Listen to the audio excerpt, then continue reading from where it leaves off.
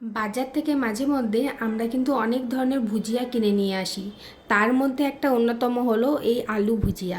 খুব সহজে বাড়িতেই বানানো হয়ে যায় আলু ভুজিয়া। আর যেহেতু ঘরে বানানো, তাই বাইরের অন্যরকম তেলে তো এগুলো ভাজে, তো ঘরের ফ্রেশ তেলে ভাজলে অতটা খেলে ক্ষতিও করে না। তো এই আলু ভুজিয়াটা বানাবার জন্য আমি প্রথমে দুটো আলু এখানে সেদ্ধ করে নিয়েছি, খোসা সমেত। খোসা ছাড়িয়ে কিন্তু আলু এখানে সেদ্ধ করা যাবে না, তার কারণ হচ্ছে এটার পরে গ্রেট করতে হবে, তো সেক্ষেত্রে একটু প্রবলেম হবে।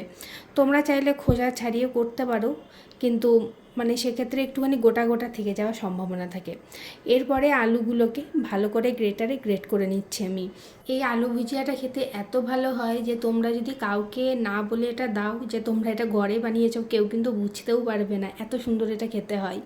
তো এইদিকে দেখো আলুটা এখানে পুরো গ্রেট করা হয়ে গেছে। এবার আমি এখানে 1 কাপ মতন বেসন নিয়ে নিয়েছি। বেসনটা ভালো করে ছাঁকনিতে করে ছেঁকে নেব, যাতে কোনো গুটুলি বা দলা পাকিয়ে না থাকে।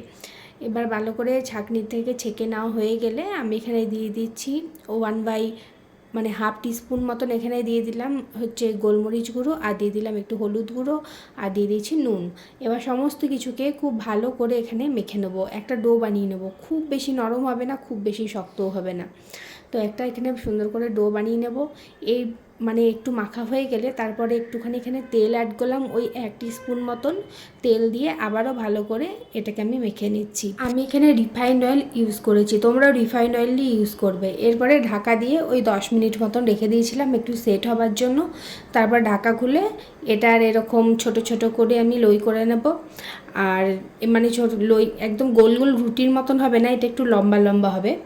আর এই যে একটা মেশিনের মতন, এটা ফ্লিপকার্ট থেকে আমি কিনেছি, তোমরা ইজিলি পেয়ে যাবে। আর যদি তোমরা লিঙ্ক চাও তাহলে কমেন্ট করো, আমি দিয়ে দেবো লিঙ্ক কমেন্টে।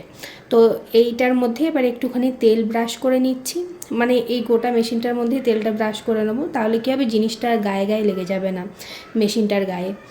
এরপরে যে ডোটা বানিয়ে রেখেছিলাম সেটা যতটা সম্ভব এখানে যতটা ধরবে ততটা মতন ভরে দিলাম। এরপরে তোমরা দেখো এরকম করে মেশিনটা উপর দিক থেকে এটা নামিয়ে নিতে হবে। তারপরে এইটা একদম নর্মাল প্যাঁচ যেরকম দেয় সেরকম প্যাঁচেটা লাগিয়ে নিতে হবে। তারপরে আমি এখানে একটু চেক করে নিচ্ছি তেলটা গরম হয়েছে কিনা। তেলটা একদম পারফেক্ট গরম হয়ে গেছে।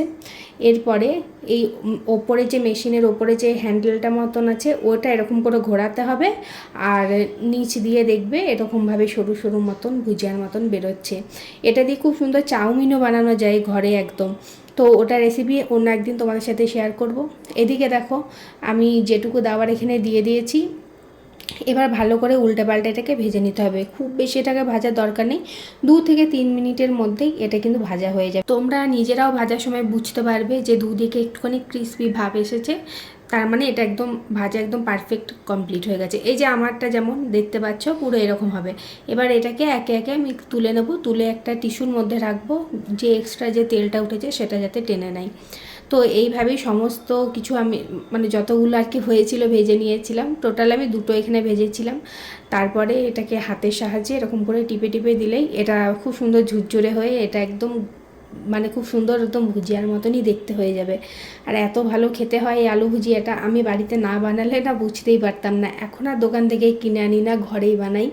তো আজকের ভিডিওটা তোমাদের কেমন লাগলো কমেন্টে অবশ্যই জানাবে, আর পেজটাকে ফলো করে পাশে থেকো। আবার দেখা হবে অন্য কোনো এক ভিডিওতে।